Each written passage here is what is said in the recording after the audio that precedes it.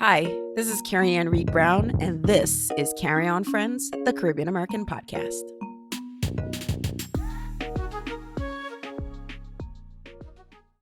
Everyone, welcome back to part 2 of the special 2-part episode of Carry On Friends, the Caribbean American podcast. And as mentioned in part 1, Kemoy is an active member of the community of friends. She's an active and engaged listener. And to celebrate the 10-year anniversary of Carry On Friends, the brand, I started the blog in 2013 and then transitioned to the podcast 2 years later. And so Kemoy, I asked her to come on the podcast and to interview me so I could get, her questions from a listener perspective. And we had a great time. And so this is part 2. And if you didn't check out part 1, let me tell you a little bit about Kemoy. Kemoy has experience working with major retailers in the e-commerce space, focusing on developing brands from a customer-centric point of view. And she's a consultant, and she's now bringing that expertise to Caribbean and African communities. So basically, she wants to take what she learned in corporate and apply it to our communities so we can grow and ting. So I will provide information on how you can connect with Kemoy and myself at the end of the episode. In the meantime, check out Kemoy's interview of me in part 2 of this listener takeover. All right, so I'm a huge fan of all the podcasts I'm familiar with most of them, and probably some I don't know, but I love Strictly Facts. I love Carry On Friends. I love Style and Vibes. Those are the 3 that come to mind. If there's more that I'm missing, then let me know. But those are my 3 favorite that's on the Breadfruit Media umbrella. I would love to know, how did you decide to get, how did you I want to know more about, like, how did you, like, did you approach Alexandria about getting to do Strictly Facts? Was it something that she was already doing and then you wanted to be under Breadfruit Media? I feel like Michaela was doing Style and Vibes before, so I just want to learn a little bit how you find these content creators and how do you get them on board with you. So Michaela is easy. Michaela's already done Style and Vibes, and I've been telling her, like, Michaela, you should do this podcast. Michaela, you should do this podcast. She's like, I ain't doing it unless you go edit it. And I was just like, shoot, okay, let's do it. Right. So she was the official podcast that launched Breadfruit Media. I had someone else who reached out to me and wanted the same thing, and I did that the year before in 2017. But they ultimately never launched a podcast because they had other business ventures, and that was taking off. And they were like, yeah, no to podcast, more to business, please. So that never happened. But Michaela was just like, yeah. Alexandria reached out to me, and I was like, yeah, absolutely. The thing about the choices that I make, I have to be very interested in the topic. So I love history. That was my favorite subject in high school in Jamaica. And when I started college here, I studied history and political science. So it just made sense for me to focus. And Strictly Facts also has a music element, and anybody who know me know I love music. So it just made perfect sense. So a lot of the projects that I work on, they have to be of interest because you're spending so much time working on them. So that's what happened. I did a newer podcast. It's really short. The whole thing is probably 11 minutes. And it really was me talking about my experience with COVID and what happened. And everyone thought it was hilarious. Not that COVID is funny, but all the shenanigans that I was doing just to get over COVID.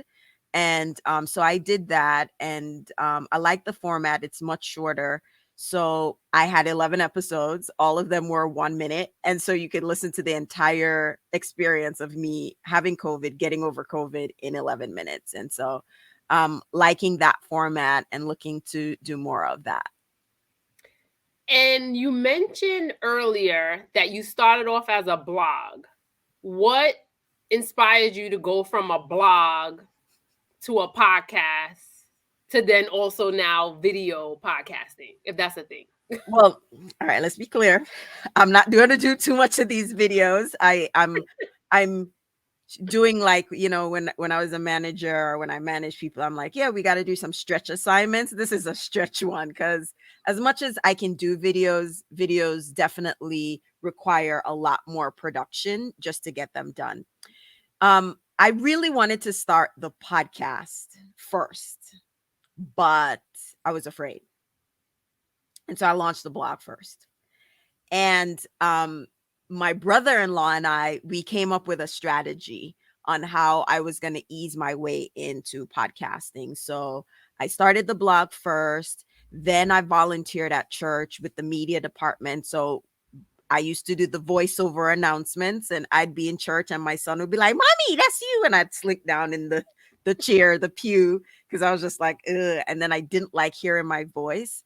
But that was how I was getting used to hearing my voice and just kind of hearing my sound. And then at the end of 2014, I did an audience survey. You're very familiar that I do a lot of surveys, and they wanted to hear more from people like them. That 2014 audience survey was just so instrumental, because there's so many nuggets in the survey that I'm like, I could still do this now. And then I was like, it's taking too long to write these blog posts, so we're about to hit record on these things. And so I started in 2014 preparing to launch the podcast in 2015. So that's how I Nice. went from there. Got it. And then how do you find the guest? Like, how do you find the guest? How do you get them to say yes? Like, what's the criteria that you follow? He's like, this needs to be a person that I want on my Yeah.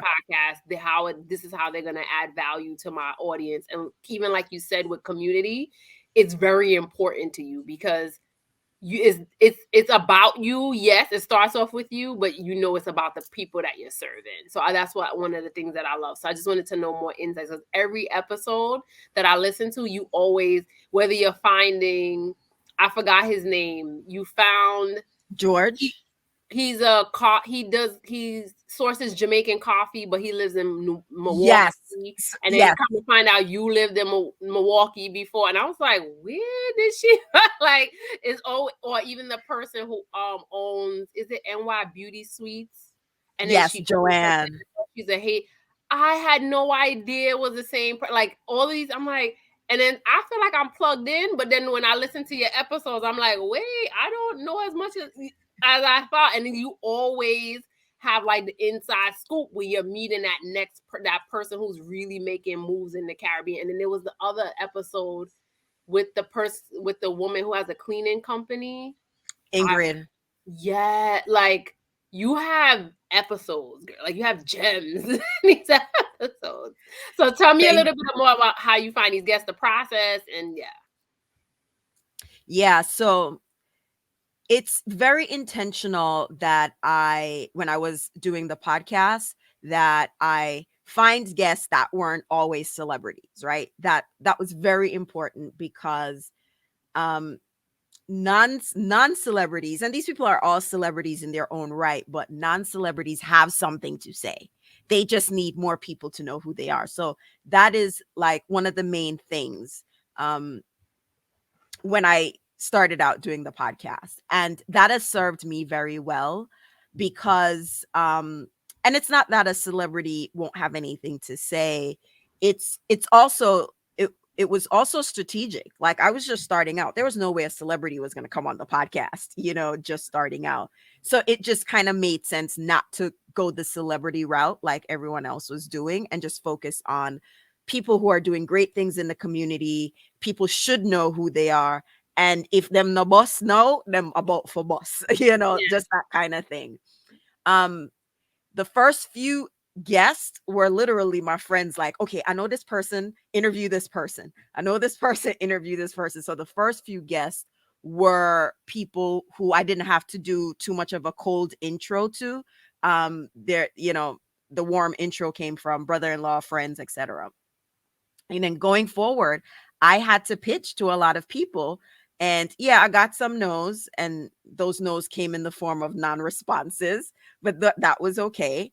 But I decided early that I would do a mix of interviews and solo shows. So the podcast has always been that mix of interview and solo shows, because I already foresaw that I'm not going to have a guest to fill up every episode. So might as well get used to having solo episodes.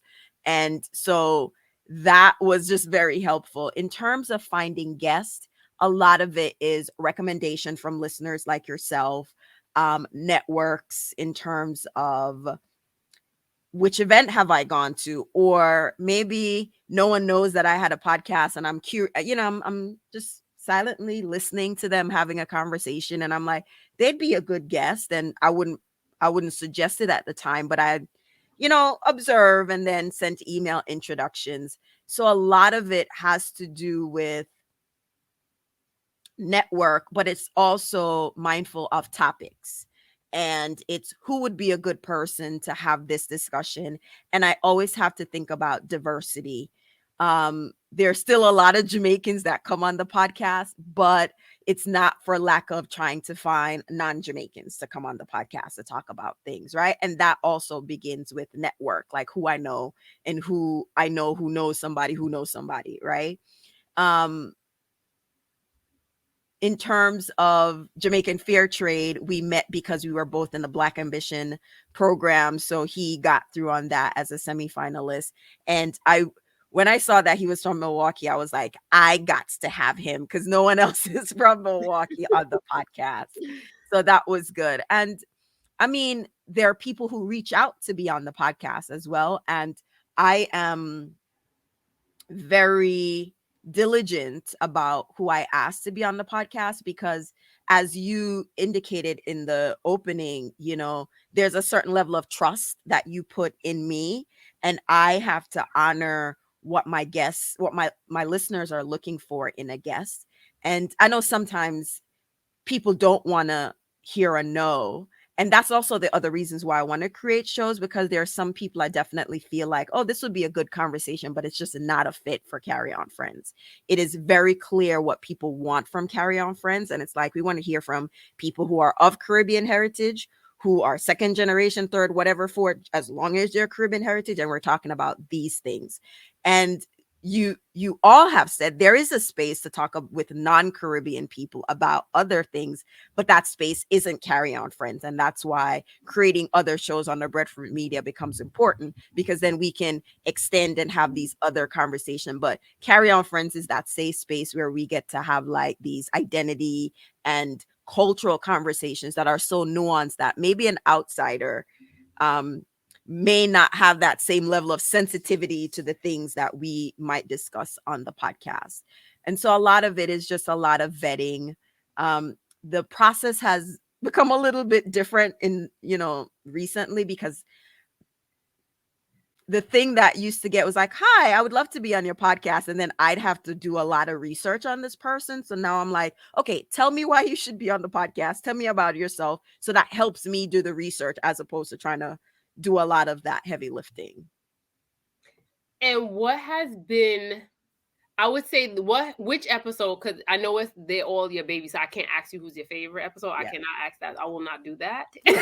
So, what has been, I would say, I guess the episodes from either one of the podcasts that you produce that has gotten the most response, or maybe the strength of the response from the community has been like really like powerful after you did the episode? The Friends episode was really popular. Like it was popular because Michaela, Chris, and Chris's dad, they were on that episode. A lot of people liked that episode a lot. Um it makes sense, right? We're navigating different relationships, and a lot of us, or relationships, our longest relationships are friendships, right? And navigating how we outgrow a friendship, or deal with things in a friendship space that's not always in a social media arena. So those little challenges. And I think overwhelmingly Ingrid's episode is one of those episodes where people are like, "Oh my gosh." And Ingrid is going to be back on the podcast because I felt like the podcast focused on her personal, but I really wanted to talk more about her business acumen. She's a very successful businesswoman, and we didn't really cover that much on her. So I'm looking forward to having her in the 2023 season to discuss what she's about. But Ingrid's story was definitely inspirational. Not only what she overcome personally, but what she was able to accomplish as a businesswoman. So that episode also stood out to me.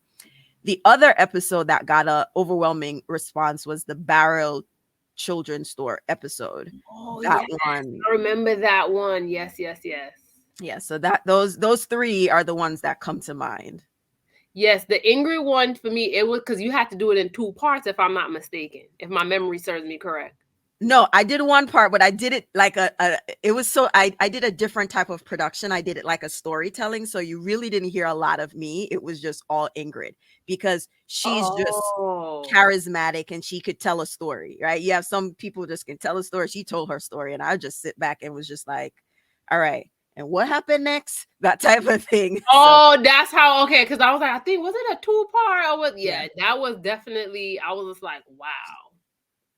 Yeah, Wow. that was a fun one. I liked that format a lot. So And in 2023, I know you mentioned some earlier, but what is next for, I guess, like Strictly Facts, and what is next for Style and Vibes? boy. Strictly Facts, we're going to do more, like Strictly Facts has so much range because there's so much history. And I was telling Alexandria, because it seems like a lot of PhD candidates or PhD folks are on the podcast, but I had to remind Alexandria, I'm like, there's no history channels where these PhD candidates or PhD recipients of Caribbean heritage are going to be prominently featured. So, in addition to telling our history, Oh, wow. Yeah. this is also their opportunity to showcase, like, I went to school for this and I know Canadian, Caribbean history and Canadian history because there's no other programming for this. And so I'm excited that, she's able to create this platform where others like herself may not get top billing on any other cable program that does history, right? They're going to reach for other people, but she's able to say, here, look, there's a pipeline of historians who know a lot about Carnival or know a lot about, Haitian history or all these things that you should definitely tap in and let them be experts. So, long story short, there's no shorter history that we can tell. It's how we want to continue to tell that in a way that Alexandria and I enjoy, which is bringing elements of music and popular culture and those things. Um, we're looking to figure out what new and fun things we can do to invite the audience into the history experience.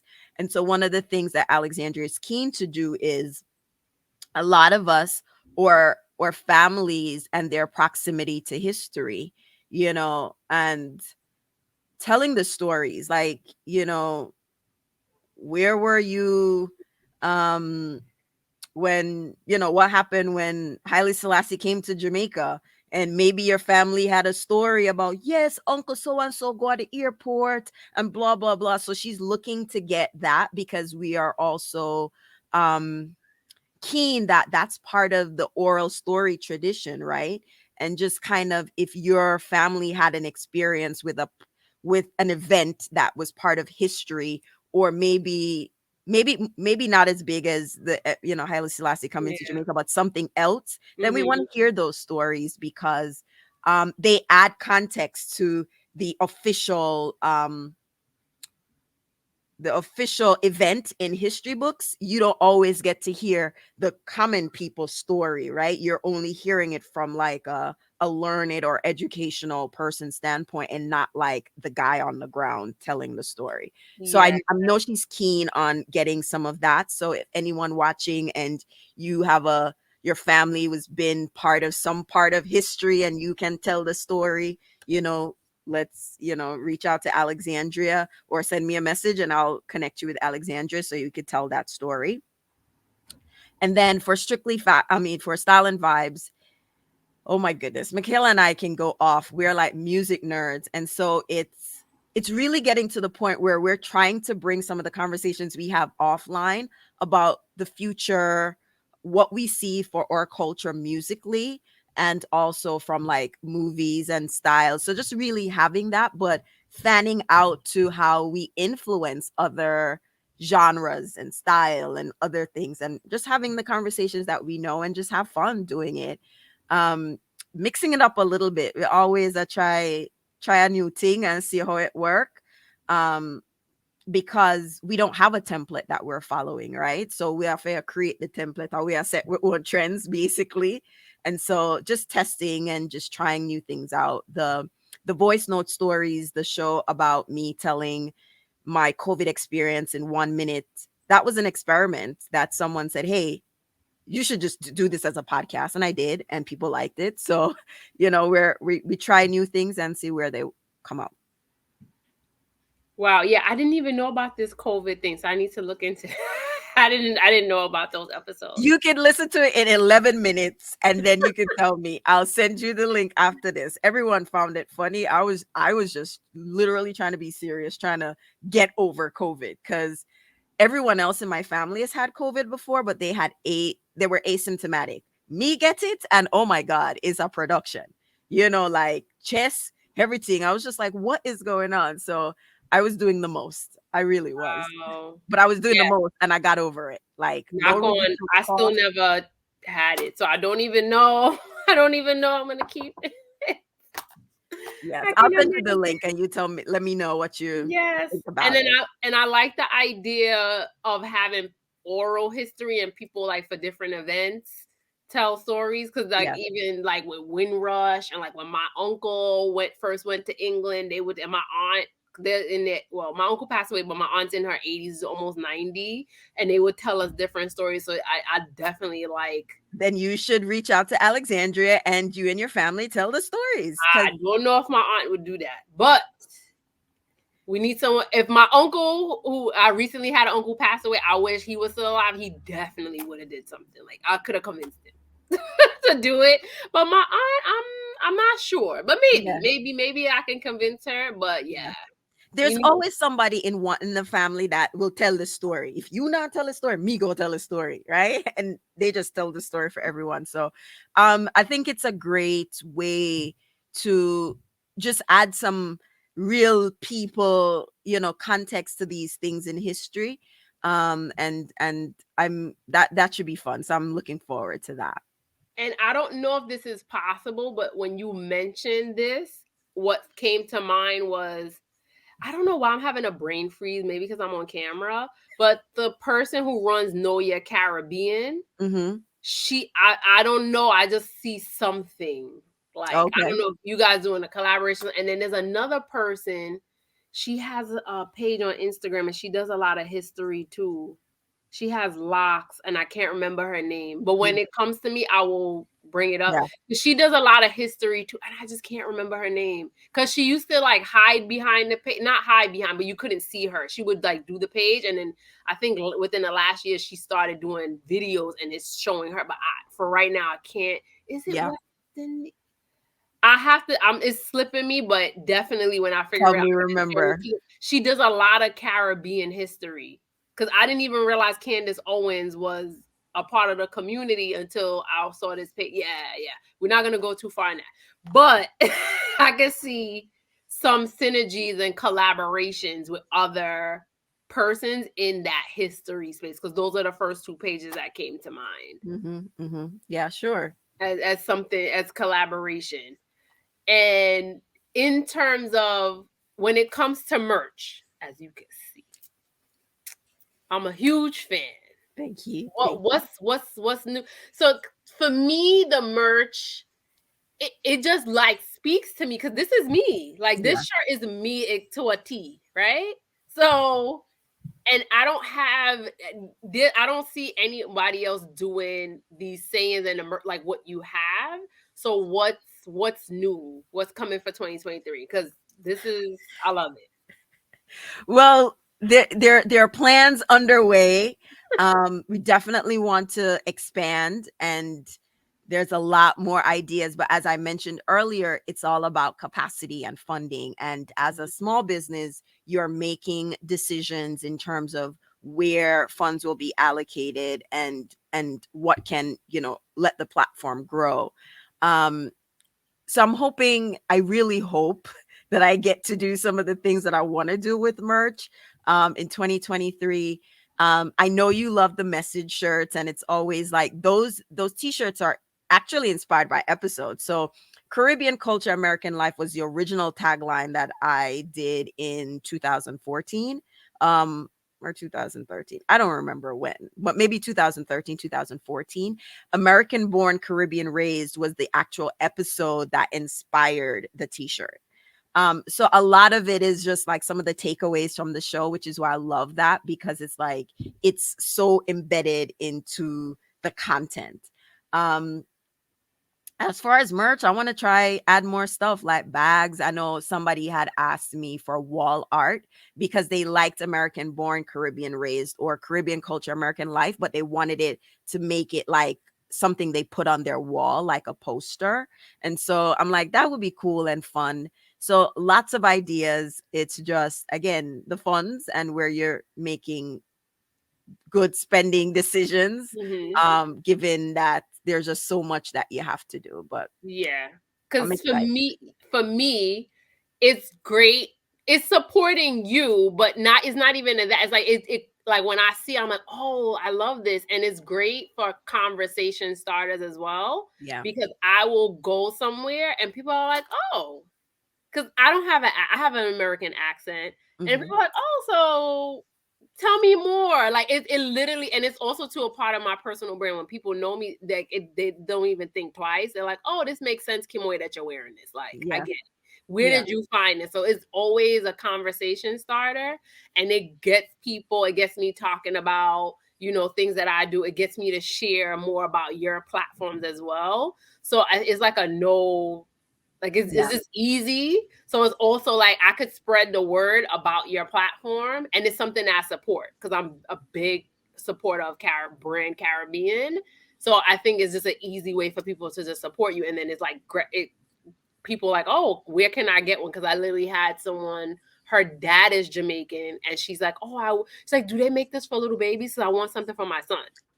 So that's the other thing definitely I have to work on. It's been a request. My own brother was like, sis, oh come, I'm not really a kid.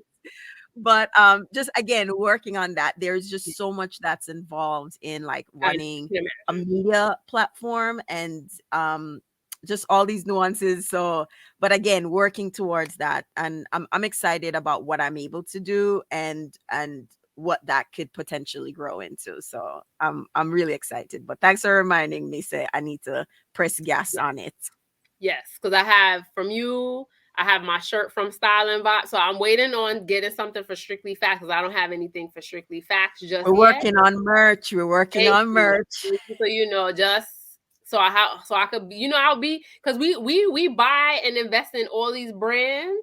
I don't need Gucci. I don't need Louis Vuitton on my shirt. Like I need something that's a reflection of my culture. So Alexandria, come on, I need a Strictly Facts. I need to something that's We're definitely working on gonna it. that's definitely gonna promote um everything that you guys are doing. And like I said, it's great conversation starters, and it's just way to like have like the happiness of sharing. Because I know you mentioned that earlier about Mhm. the power of sharing, and this is just a way for us to just share what we love. We should wear pieces and support things that bring us joy. So when I wear this shirt, American Born, like it's celebrating me as a person, and it's celebrating me as a person and how I grew up. And it allows me to just talk to anyone, even someone who's not Caribbean can appreciate it. And just the sense of pride that I have when someone stops me and they ask me, oh, so tell me more about what does this mean? Or you just never know. Like I know I've gotten opportunities because I've like worn your merch somewhere and it attracted someone to talk to me, because it gets people to come to me and ask me questions, and they're like, oh, so would you mind doing this and this? And I'm like, yeah. So I've even seen it where it's given me opportunities to do things. And I remember I wore this shirt in a video that I did on Instagram, and someone was like, oh my God, like tell me more, like, like I can't even tell you. So it's like I like things like this that speak for me when I may not have the words, or maybe I might not have met that person if I didn't have on the shirt. So that's the power of words and content, and it being organic, like you said. Like, it literally was inspired from an episode. It's not like you sat there like, this is the phrase that I'm going to put on a shirt and now I'm going to sell it. Yep, yep. Thank you for sharing that. And that's why, designs don't come out regular. I think about them as it pertains to the show, because the merch is tied to the show itself. So, it's if things aren't coming off the, pushing out all the time, it's because I don't want to force it into the brand. And, audience members like you will pick up like, what is this? So True. so I'm very careful about what I do and what I put out, because we have audience members, people in the community who are very specific. And I understand, if I want to experiment and try new things, it's not like you're stopping me, but I just know that we're not experimenting Carry Our Friends. We experiment outside of Carry Our Friends, and do other things, and you'll appreciate that as well, right? So I appreciate your feedback on that. I'm glad that it's attracting people to you. And that is also important, because um we need to be able to tell stories of our culture in our way that people understand, because a lot of people are getting their information or misinformation from the web, or from, just stereotypes. If we don't get good information, we use stereotypes to fill in a gap, and you're able to make connections, and you're able to educate people about the culture at the same time. So I love to hear it. And do you ever plan to do any, and it might be off brand, but do you ever plan to do anything that caters towards a younger demographic, like preteens or kids? You're reading my mind. So a lot of what I do, I think about my kids, right? They are American born, Caribbean raised, right?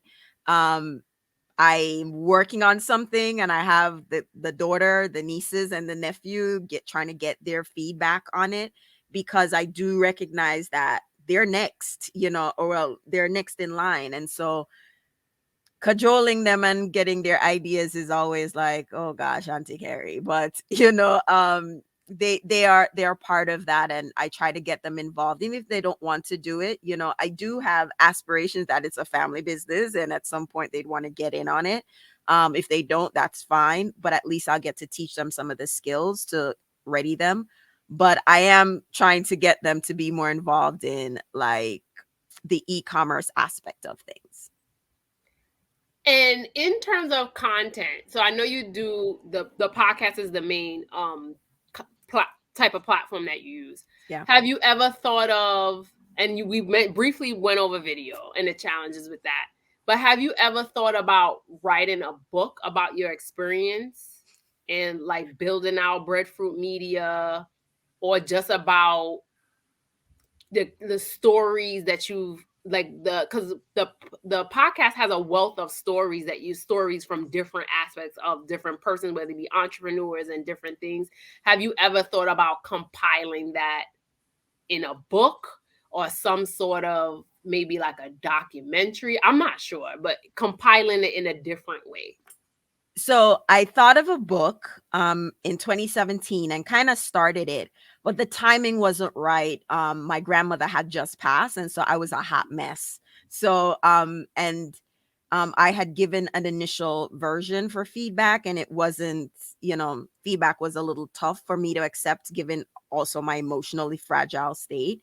So I never picked it up back. But I do love the documentary element of it. I love documentaries. I consume so many documentaries. So I consider the documentary. I think one of the things, so if I had options to come back and have another career, I'd definitely be a music producer.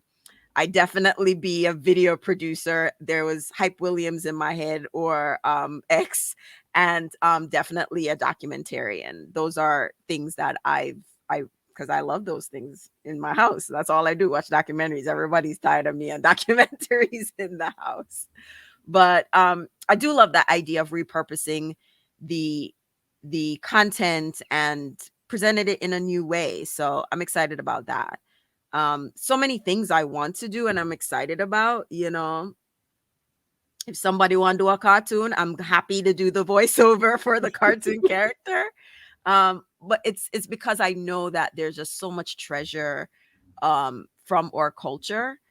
Each Caribbean country is a treasure of its own. Imagine combined, it is it's a bonanza of content and stories to be told, right? So And may I ask how many in the Caribbean? Because I have a dream that I'm going to visit all of them, yeah. all of them, and I want to do the same for the continent. Like I want to visit as many countries as possible.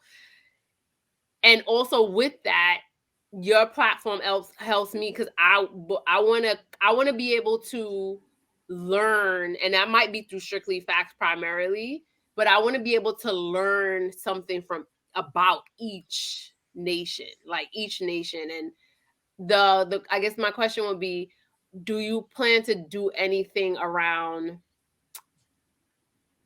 may you do it already, but maybe even if it's separating it, not, I don't know, I'm kind of thinking off the cuff kind of thing, but That's it's okay. more of how do we, because we have more similarities than differences, and I'm not really sure if there's a place that exists where you can like easily pick out, I want to learn or hear from a person from Grenada and their experience with being an entrepreneur, or I want to learn about Grenadian history. Like, has that ever come up in like your strategy meetings with your team? Like, how do people just be able to pick out like what country, or let's say if they're doing research on a particular, and I mean, it's just going to be from that one person's perspective, but we don't really have like a Caribbean Google, if that makes any sense, where you can just, I want to learn about all these different things, people from Grenada, all these different things. I'm not sure if I'm making any sense. Has it ever come up where? it it hasn't come up, but it's not that I'm not also mindful of it, if that makes sense. And Mm-hmm. I think meeting people where they are, right? Do people want to come on a podcast, right? So I met someone over the summer and they have a gym, and that business, I think their business model is great. And he was like, well, I'm not a public speaker, right? I invited him on the podcast. I'm not a public speaker, right? And I get it. And I want to say, but no, you can be. Don't worry. I'm not gonna, this is not shock jock. I'm not gonna, but at the same time, I don't want to force someone if they're not True. ready. True. So it's not for lack of trying. It's like just meeting people where they are. And when they're ready, I'm here because I still feel like you have a story to tell. So those are some of the challenges. And maybe, one of the things I'm doing is just finding more creative ways for people to be more comfortable telling their stories, and testing out some new things for 2023. But some people just are mic shy, camera shy.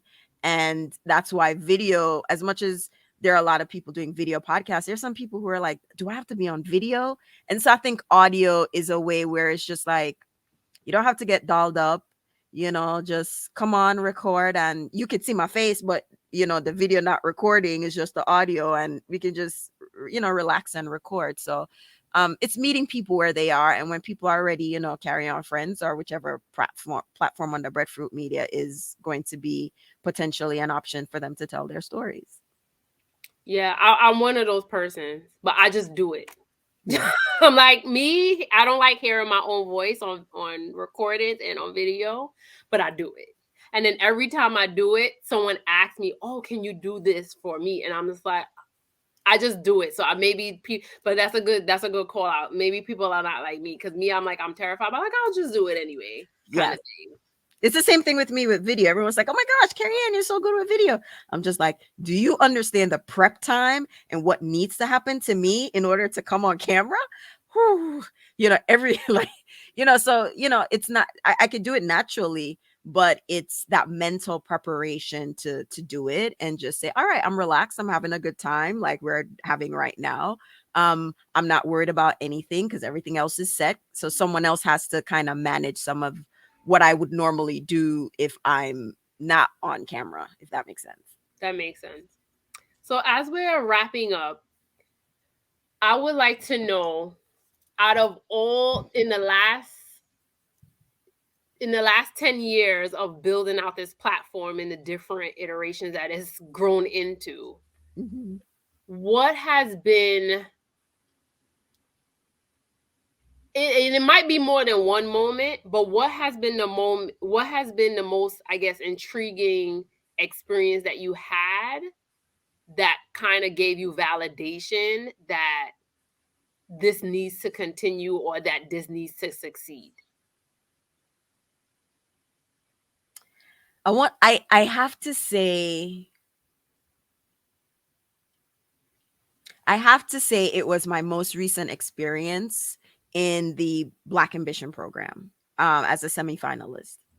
I learned so much, um, but I was just affirmed. You know, I remember very early in doing Carry On Friends, like people are just like, why are you going to focus on the Caribbean? Your content could be anything. And actually, somebody said that to me in 2020 or something like that, or 2021. And I was just like, all right, this not going to work.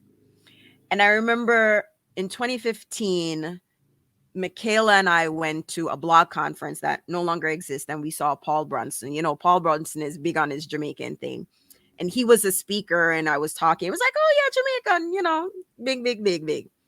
And I remember he said it, and this other woman who has since passed away. Her name is Jewel Figurias. I can't remember exactly. And she was just like, and Paul said the same thing, like, "Nah, don't let nobody tell you not to focus on your Caribbean culture. Like, do it." And it was that conversation I invited Paul on the podcast. So that was that has been a standout moment, and that continues to be a through line where whenever I come up against a challenge and there are people who are like, "Don't focus on the Caribbean," and I'm just like, geez, every time something get tough, you're like, "Don't focus on the Caribbean," you know and the standout moment was that through the Black Ambition program, I had people who are not of the culture who affirmed and like, "No, Carrie Ann, I think this is a great idea. Oh, the reason why you're having this challenge is because X, Y, and Z." And I was just like, "Oh my goodness." And so to be affirmed in that way, and but also challenged, like, "Okay, we need to change something about this. We need to do something about that." That has been the standout moment for me because I love who I am. I love the culture I'm from. And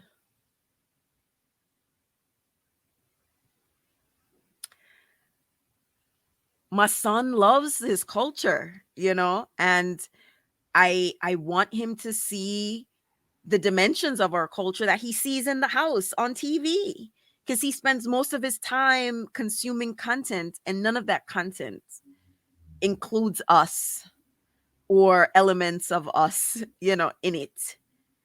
And I want him to see that. I want them to see that.